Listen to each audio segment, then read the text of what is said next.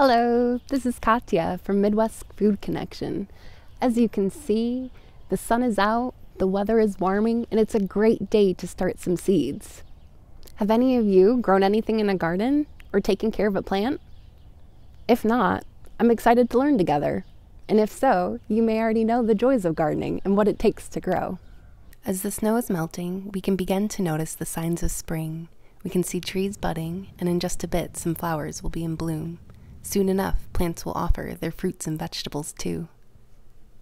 Many people, including farmers, are planting seeds and taking good care of them so that one day the food they produce will not only be delicious, but nutritious too. There are many farms in Minnesota and farmers who work hard to bring us fresh foods. We can find their food at places like the farmers market or the co-op, which is a community-focused natural food store. Fruits and vegetables are ready to harvest or collect at different times of the season.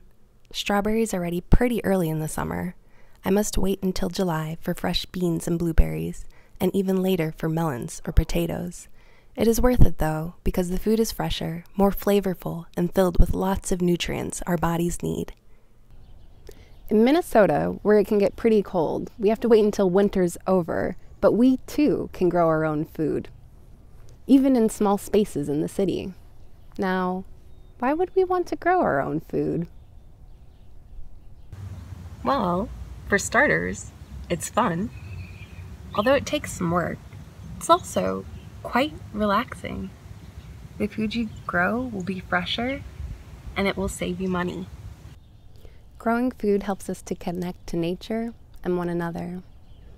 It also helps us all heal from harmful actions that have hurt many groups of people and their relationship with land, their connection to food. It is our responsibility to take care of and with the earth, and it is our right to know how to grow food. When we grow fruits, vegetables, flowers, and other plants in the city, we call this resilient gardening or urban farming. Resilient gardening is when you grow plants, medicine, and food to help you and your neighbors take care, especially when times are trying. As humans continue to construct cities, destroy forests, create waste, and use fossil fuels like gasoline, it really harms the environment. This threatens the plant's ability to grow and share the land around us as home. Although we may build houses and businesses that push many plants out of place, some will spring back and say, "No, let me grow." These are some examples of resilient, strong plants growing through city rocks and along fences. We can learn to be strong and resilient too. Urban farmers, or farmers growing in the city, make do with what they have and where they live. No matter how old or young you are, people of all ages help with resilient gardening and urban farming. Notice how these urban farms look very different? One is at a school in the city. Some people may also simply call this a garden. Are you growing things in a garden and urban farming at your school? Look at this example of another urban garden.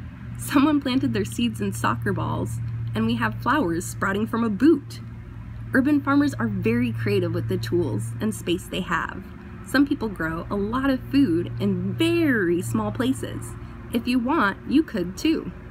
You can grow all sorts of plants, and I encourage you to try one or two. Even if it's simply a potted plant, we can all grow some of our food. One tool that I find very handy and like to keep close around as I begin to take care of seeds and grow is a garden journal of my very own. You can use any materials at home.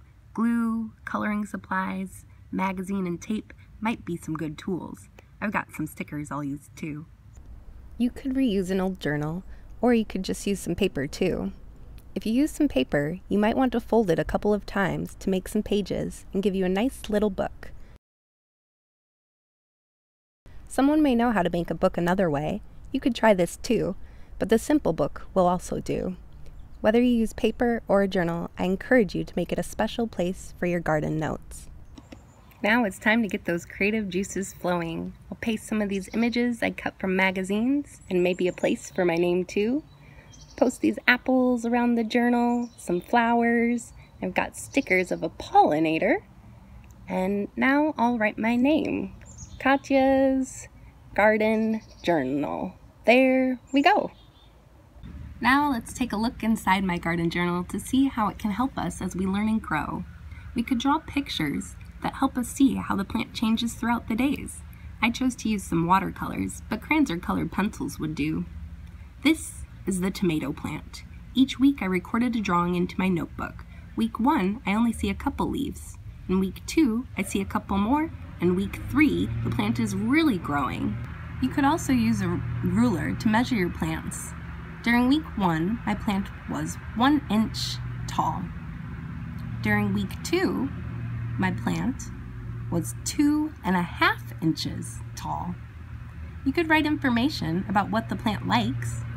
Tomatoes like lots of sun. If we want to please the plant, we need to water often and keep the soil moist. You could also draw other parts of the plant like the flower, the fruit, and the seeds. I drew some insects I saw buzzing outside my window or in the garden dirt. I made sure to include a worm who plays a very important role in keeping our soil healthy. Lastly, I saved a recipe that will help me take cucumbers and turn them into tasty pickles. You could save some of your recipes too. And that wraps up our video on resilient gardening and urban farming. Stay strong and healthy, and I wish you fun in your adventures as you grow.